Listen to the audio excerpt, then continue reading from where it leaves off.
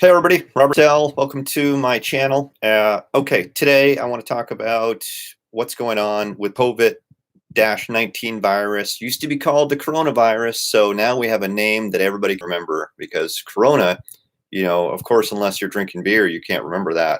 I don't know why they changed the name. The World Health Organization had a long talk about this and said they wanted a name everybody could remember that didn't stigmatize anybody and that didn't cause any problems. And I don't understand why this name is better. Corona beer, you're not going to forget that. There was some jokes about the beer, but really I don't think that it was a problem. But anyway, we have COVID-19. Now, there's been a lot of things going on. It's every day there's new developments here. So today we're at, let me look at the map here, 66,962. So, 67,000 people infected. That's not a small number, and it's growing every day. We've got 1,500 fatalities, 8,000 people have recovered. So, luckily that total recovered number is larger and also growing.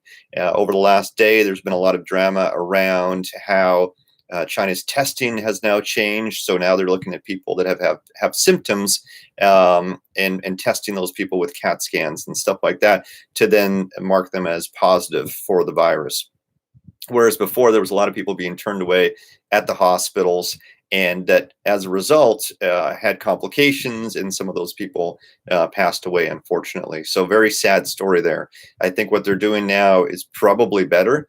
It did result in a big jump yesterday, which freaked a lot of people out that are watching this map. And this is the Johns Hopkins map that you can find on the internet. Well worth taking a look at, especially as we're traveling.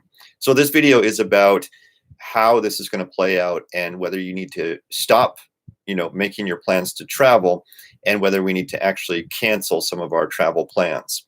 And I think just going through some of the updates on a day-to-day basis now, because it's changing so quickly. I was going to say week to week, but day to day, because it's changing so rapidly. So we're watching the map, looking at what's going on there. The way that we're detecting is getting better, it looks like, in China. There's a lot of very disturbing videos on YouTube about this right now.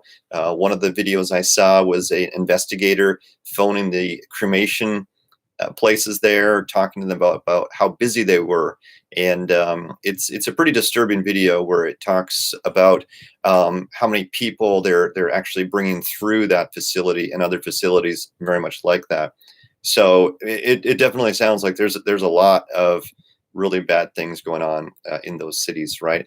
And I think it's very easy for us in North America to distance ourselves from that and say, okay, well, that's over there. Of course, it's really bad, but it's not bad here. And I think that's a little bit dangerous for us at this point. I'm not saying we need to freak out. I'm not a alarmist or a prepper or anything like that. The world's not ending, but I think that we need to look at this logically and look at what's going on there so we can forecast what's going to happen here in North America, right? And by watching the map, I think that's a good thing to do, to see, what fatalities look like in North America. How well are we able to address and quarantine the people that get sick? But the thing is that the incubation period being quite long, and we're saying now it's about 2 weeks. I think most people are agreeing with that. It could be in North America, people could be passing this around and we just wouldn't know. Right? I think we have several weeks right now to kind of see what this is going to be like. And there's not going to be a vaccine anytime soon. So when we think about what's going to stop this spread, that would be a vaccine. And we will not see a vaccine for months, right? We would be lucky if we see a vaccine this year. It takes a considerable amount of time to make a vaccine for something like this. So I would guess sometime 2021, maybe. And during this year, we could see a lot of people become infected as this spreads. And it's to me, it just seems inevitable that this is going to spread, that this is going to move into all of the countries where we are, including North America, including Europe. And then it's going to be just a matter of how does our healthcare scale to be able to respond to that, right? And I think it's obviously going to be better because we're going to be a little bit more prepared. But what we see in China right now, we see a lot of journalists that have voiced strong opinions and have gone through and provided some details to the world. those journalists are disappearing, right? So we're starting to see a little bit less transparency over there. They've declared a state of war in some, I think it's some provinces, if not the whole country. And so now, of course, the military is in there, and they've swapped out some government officials, and that was most recent news as of today. And so they're definitely taking this very, very seriously. Why do I mention that? Because if you think about it, and I think we really have to watch China to see what they're doing, why they're doing it, and understand that so that we can better prepare in our home countries, wherever you are. So think about it, right? It's that China is a country determined to grow. They're a economic powerhouse. Whatever happens in China impacts the rest of the world. So for them to start to cut things and to say that you can't travel, and to delay going back to work, and to do all these things that impact the economic growth of the country, they wouldn't do that unless it was serious. And of course it is there, right? But I think that we are perhaps underestimating the seriousness of what is going on over there. And as we're seeing other signs of that, we're seeing people try to ship products to China, face masks and other safety tools and gear, and that's going missing, and the government is taking that, and looters are taking it, things like that. So that's also another sign that things are very serious over there. So given the seriousness of what we see, okay, so that's I think pretty obvious. If you doubt that, go on YouTube and start watching some videos. For all the people that were saying that, oh, this is no worse than the flu, again, do some more research, because obviously it is. It's more of a concern.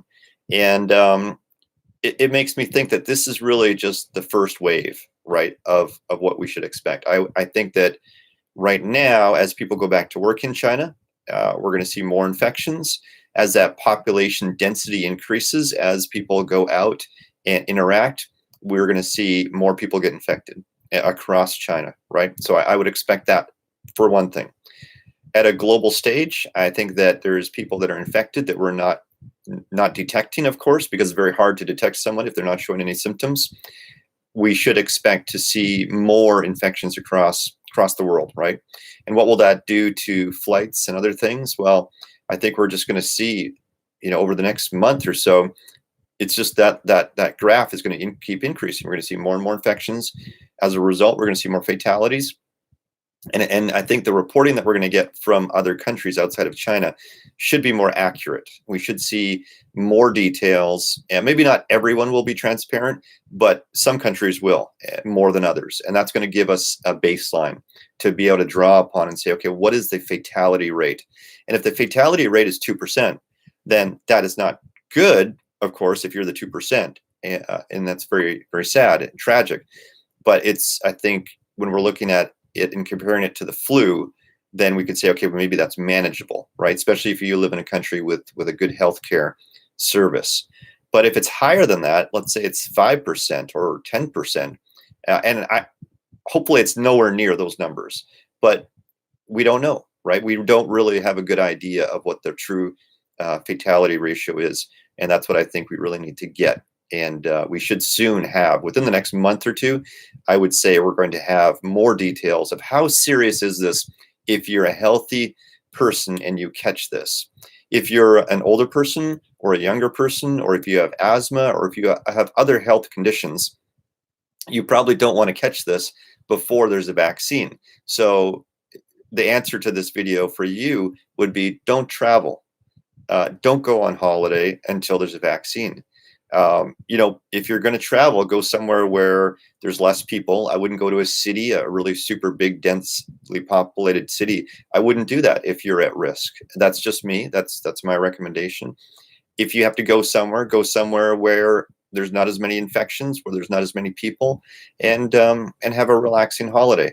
I still think you're at great risk, however. Well, I say great, but increasing risk. I would say you're at increasing risk because you're traveling on a plane or a boat or a car or whatever it is that doesn't get cleaned a lot, right? So typically all these things are dirty, whether you're in an Uber or a boat or whatever it is, right? They're just inherently dirty. So you're going to take a risk, even if your destination is pretty safe. Your travel mechanism, whether it be an airport or whatever is going to be dirty, right? And so you'd have to take extra precautions to guard against that. So for me, I'm still booking travel. I booked travel today for a few months from now. I'm hoping that this will get better, that the risk to me as an individual will go down, because, I have a family at home that I don't want to infect. So we saw in China, this is really sad.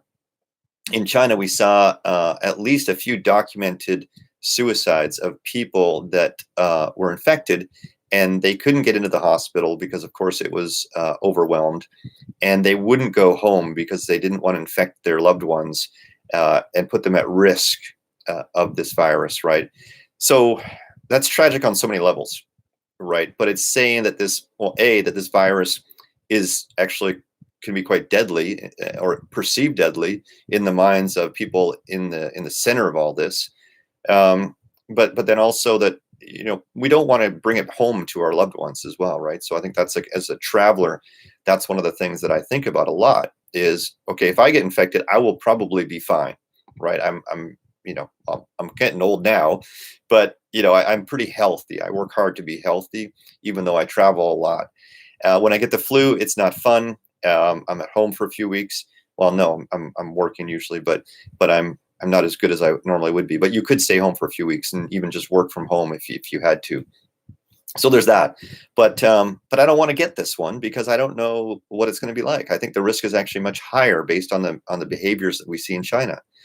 So yeah, so I would say if you're elderly, if you're young, if you have a health condition, don't travel if you don't have to.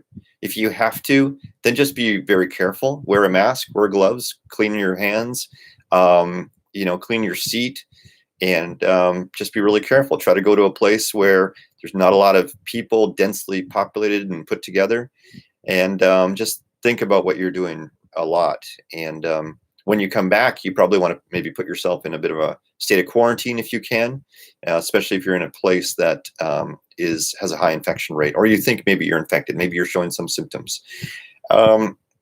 So yeah, I mean, that's a bit of a tough call on that one. So just think about that. But for myself, I'm still booking travel. I'm booking travel within North America and Europe. I am not booking travel in Asia at this point. And so that's really sad for me because I really wanted to go there this year, and we're just going to have to see how it works. But at this point, I'm not. I think that we should soon see what it's going to look like.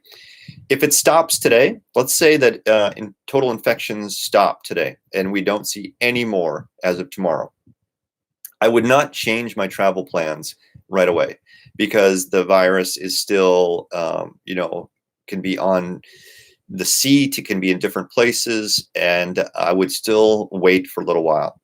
So I think that's something to think about.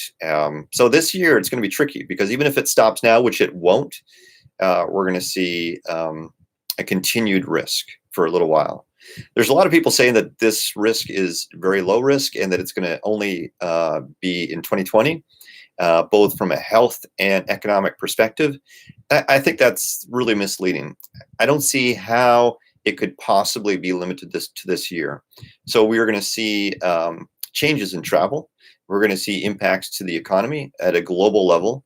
And that's going to go beyond this year, guaranteed. I mean, there's people changing their manufacturing plans right now because they are anticipating and they're seeing impact.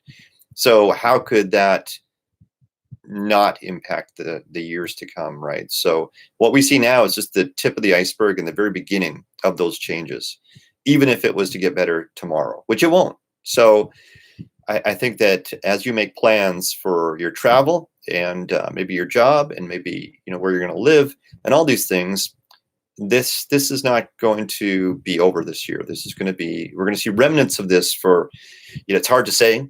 I think at the end of this year, we'll know what the rest of the decade is going to look like. But this is fairly big. China does not do what they're doing for anything less than a catastrophe, anything less than a world-changing event. So I think you have to keep that in mind, right? Think about how China operates and their strong desire to grow and to prosper. And this is the opposite of that. So this shouldn't be treated lightly, I guess is what I'm really trying to say. So I'm going to end this video, and I think just think about your travel, calculate the risk, and where you're going, and be vigilant in how you prepare yourself and keep clean and protect yourself. I have links in the description below on some products that I buy. You know, the N95 face mask, I wear that when I'm in a plane. The gloves, I'm wearing those now in airports and things like that. It's becoming more regular. It's becoming more normal. We don't look like freaks when we wear them. I still get weird looks occasionally, but you know, I think that it's going to become normal, and you're going to feel more comfortable wearing these safety things.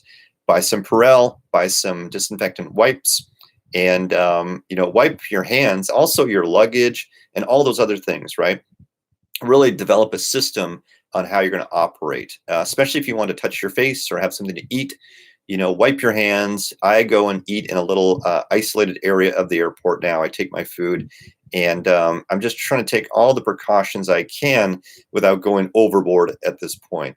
And so I would suggest the same thing to you. So we're not stopping travel, but we're just doing it in a more calculated fashion and being a little bit more careful. So with that, I hope you travel safely and happily, and can accomplish all the things that you need to do.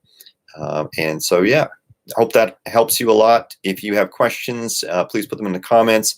I'm going to do some gear reviews shortly. I keep saying that, but this virus thing keeps making me make videos on that instead. So happy trails, and I'll talk to you soon.